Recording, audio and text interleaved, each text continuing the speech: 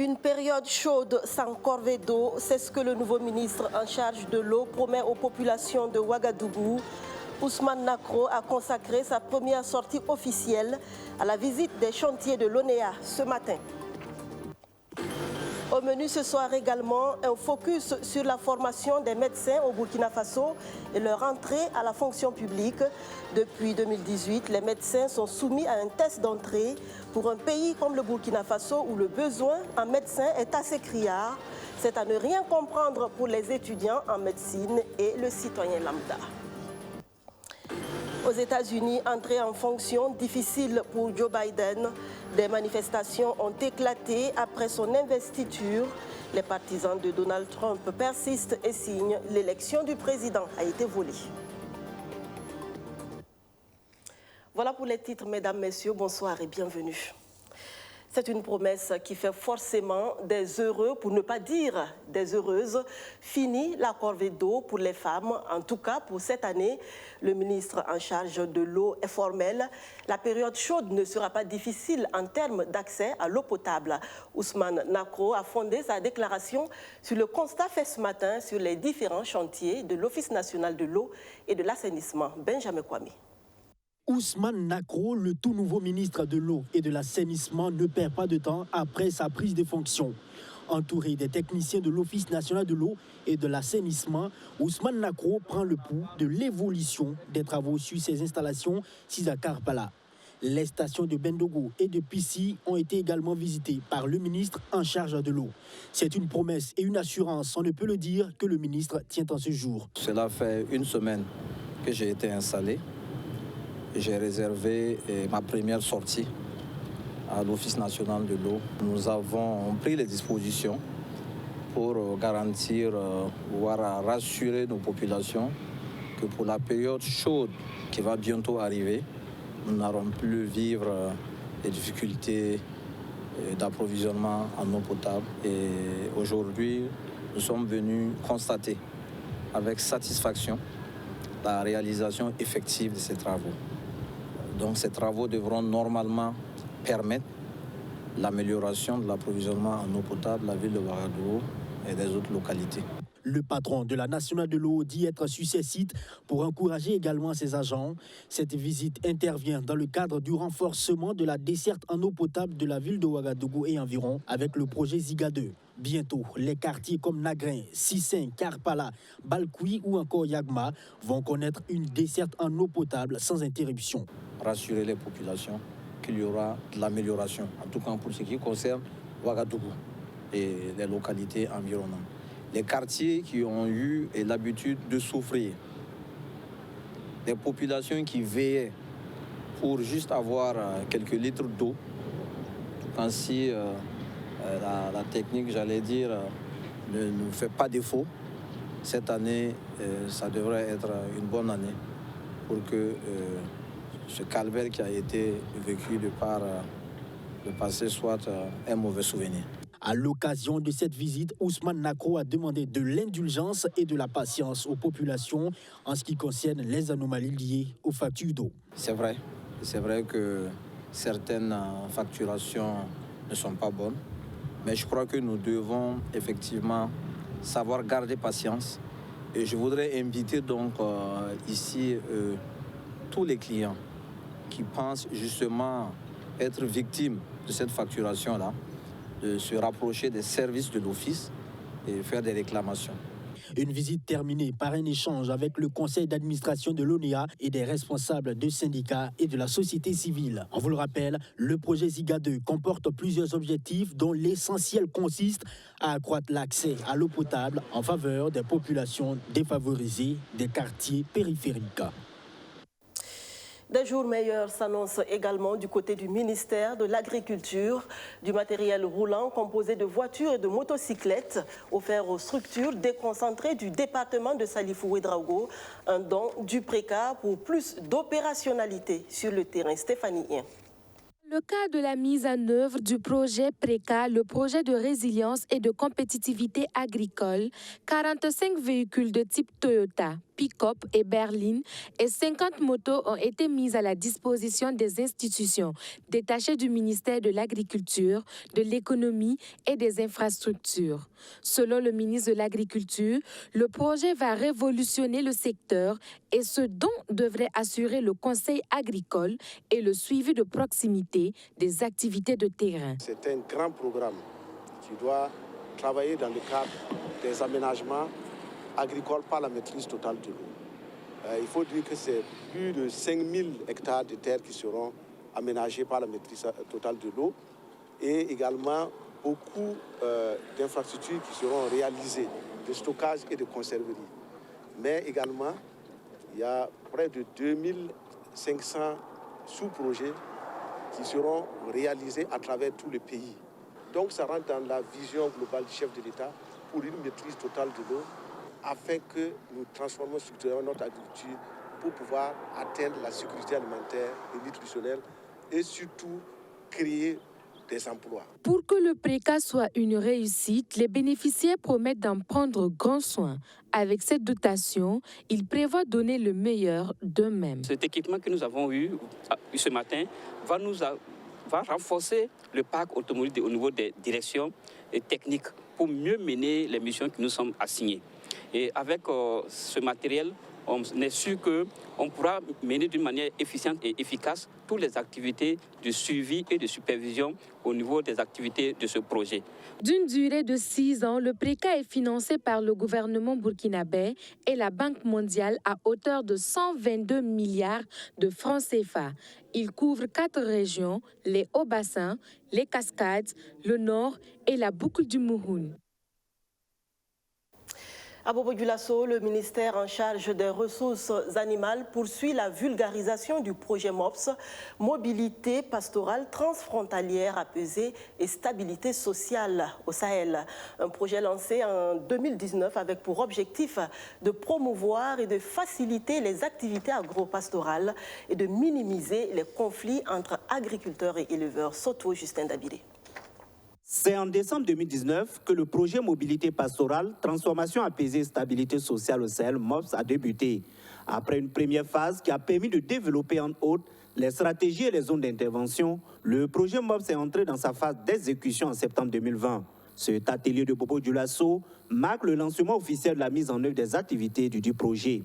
Ce matin, avec les participants, nous allons partager les stratégies et les zones d'intervention du projet MOPS avec l'ensemble de ces acteurs pour faciliter leur mobilisation à la mise en œuvre des activités du programme.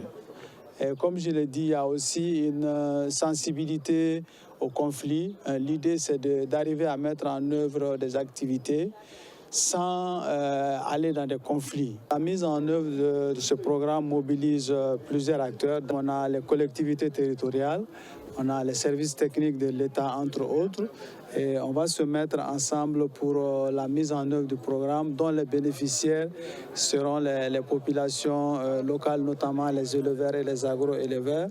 La mise en œuvre du projet Mobilité pastorale, transformation apaisée et stabilité sociale au Sahel, un projet bien apprécié par les bénéficiaires. Des bénéficiaires qui seront accompagnés par les services techniques déconcentrés de l'État pour faciliter la mise en œuvre du projet.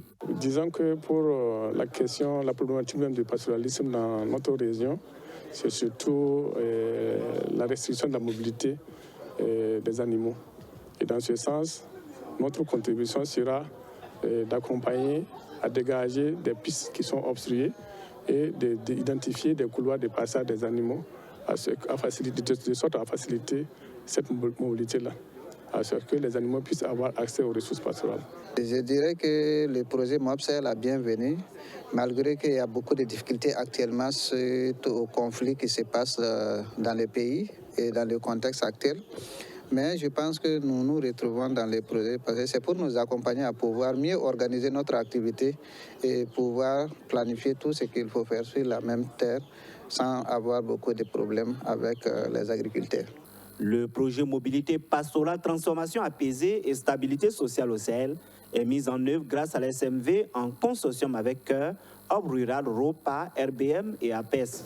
Ce projet, prévu pour durer 3 ans, de décembre 2019 à novembre 2022, est mis en œuvre dans 3 espaces transfrontaliers regroupant le Burkina Faso, le Mali, le Niger, le Togo et le Bénin, grâce au soutien financier de l'Agence suédoise de coopération internationale au développement. Le Burkina Faso, le Bénin, le Mali, le Niger et le Togo sont tous signataires de la ZLECAf, la zone de libre-échange continentale africaine. C'est un vaste marché de plus d'1,3 milliard de consommateurs. Le Burkina Faso, qui vient juste d'entamer des échanges commerciaux dans ce cadre, est toujours en phase de présentation et d'appropriation de l'initiative. Majid Bakouan. Les fondements de la ZLECAf, la zone de libre-échange continentale africaine, est expliqué ici aux étudiants de l'université Joseph Kizerbo et aux acteurs du secteur privé. Initié par le CERIA, le Centre d'études et de recherche sur l'intégration économique en Afrique, l'objectif est de faire connaître les défis de la ZLECAf aux participants. En quoi cette réforme est-elle une opportunité pour booster le commerce intra-africain? Que faire pour qu'elle soit bénéfique pour le Burkina Faso et tous les pays de l'UEMOA? Ce sont autant de questions qui seront débattues à cette conférence publique. Nous aurons donc des exposés qui vont porter non seulement sur le concept lui-même, c'est-à-dire qu'est-ce que la zone de libre-échange, mais également nous allons développer les opportunités. Nous allons faire l'état des lieux sur les échanges intra-africains et regarder les opportunités, notamment le potentiel commercial. Et enfin, nous allons proposer donc des pistes de solutions pour pouvoir booster donc, ce commerce intra-africain, ce commerce intra-UEMOA et ce commerce donc, du Burkina Faso en direction donc, des autres pays de l'Afrique.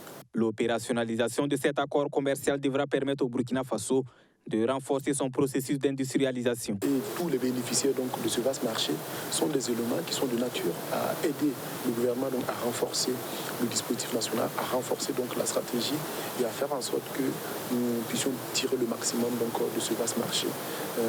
Il va nous permettre donc, de mettre nos produits, bien entendu, produits comme vous le savez, à travers donc, la transformation de l'économie qui est basée sur la transformation de nos matières premières locales. Nous pensons qu'au rendez-vous, nous serons à même aussi donc de proposer des produits aux autres pays africains. La ZLECAf signée par 54 pays africains est entrée en vigueur au Burkina Faso depuis le 1er janvier 2021. Elle implique la suppression des droits de douane et des restrictions quantitatives sur le continent pour les produits made in Africa. Elle est close depuis le 15 janvier dernier, la deuxième session de formation en statistiques appliquées aux sciences sociales, organisée par l'Institut supérieur des sciences de la population.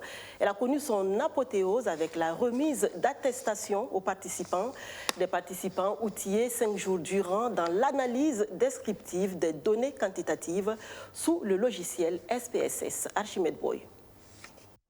Le logiciel SPSS expliqué ici par le Dr Moussa Bougma.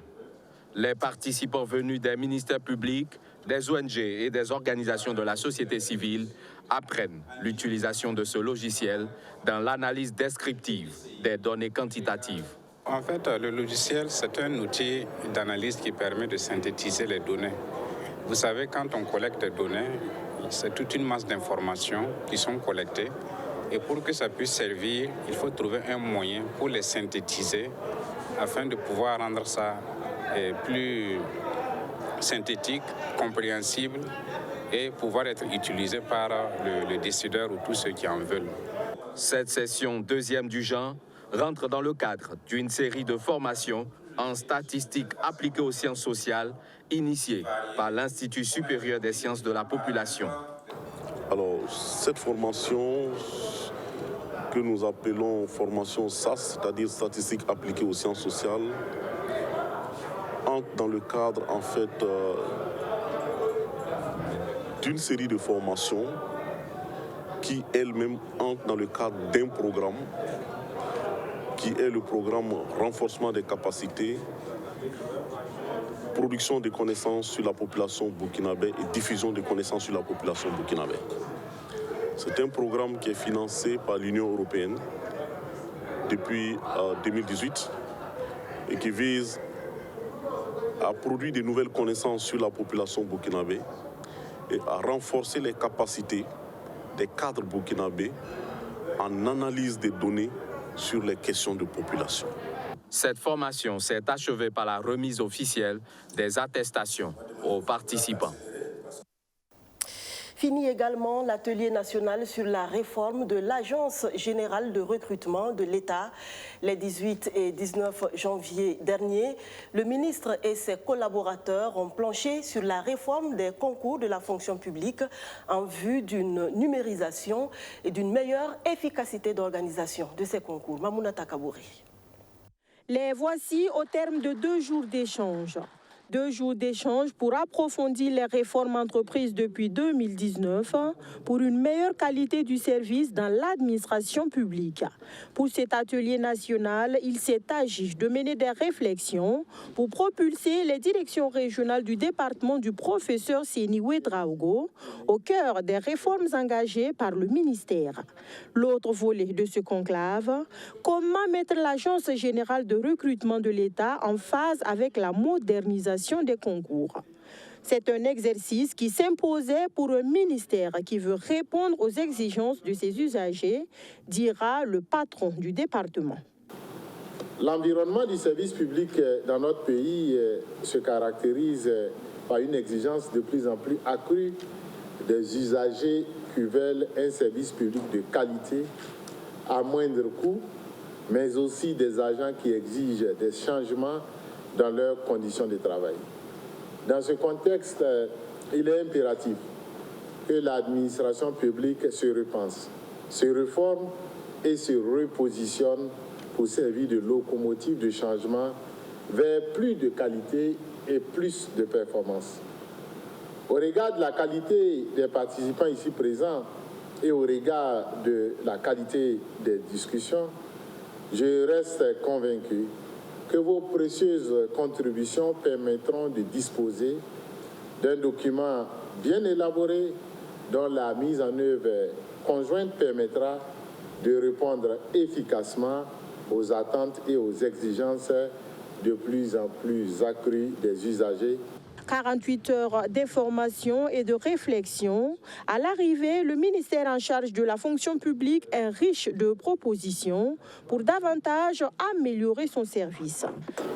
Après ce qui a déjà été fait, pour améliorer la qualité des prestations, par exemple dans les concours, ces 2 jours de réflexion vont nous permettre d'abord une appropriation des acteurs. C'est-à-dire que les acteurs au niveau central, au niveau régional vont s'approprier l'ensemble de ces réformes-là.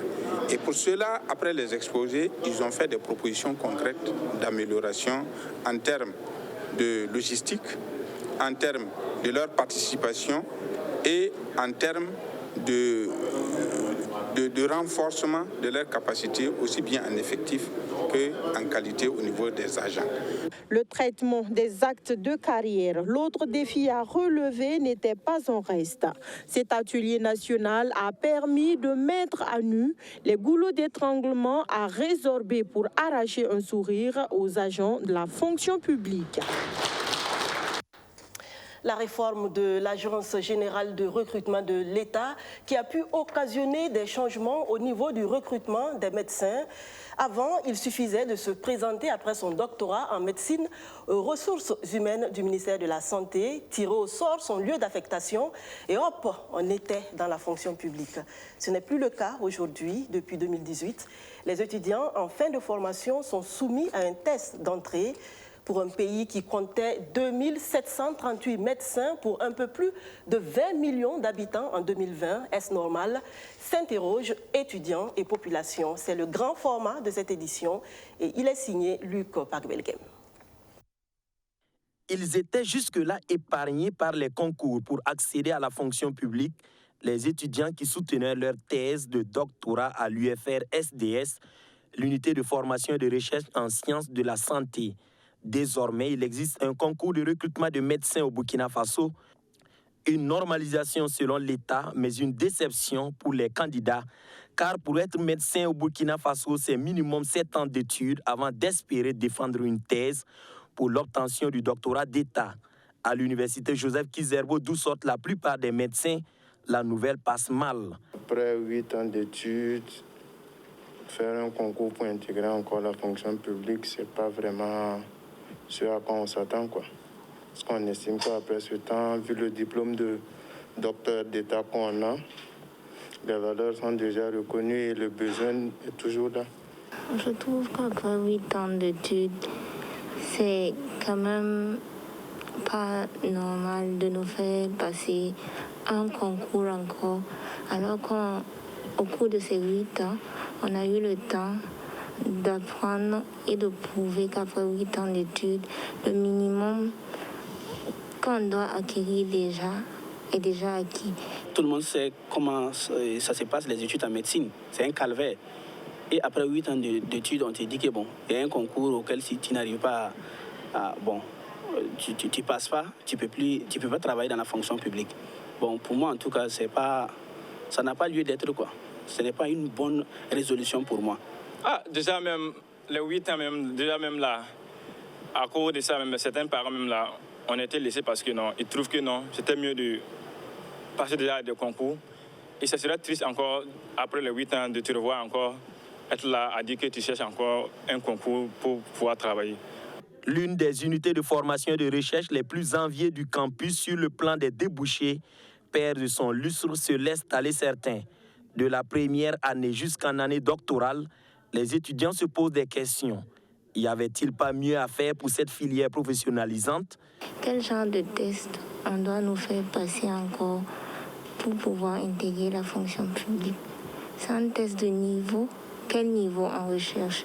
Est-ce qu'après ces 8 ans d'études, on n'estime pas qu'on a déjà un niveau assez suffisant pour pouvoir directement intégrer la fonction publique? C'est avec amertume qu'on constate qu'on doit faire ce concours, mais en tout cas, s'il y avait une autre mesure pour permettre quand même aux médecins de rejoindre rapidement les postes afin de pouvoir mieux s'occuper des patients qui les attendent dans les différentes provinces.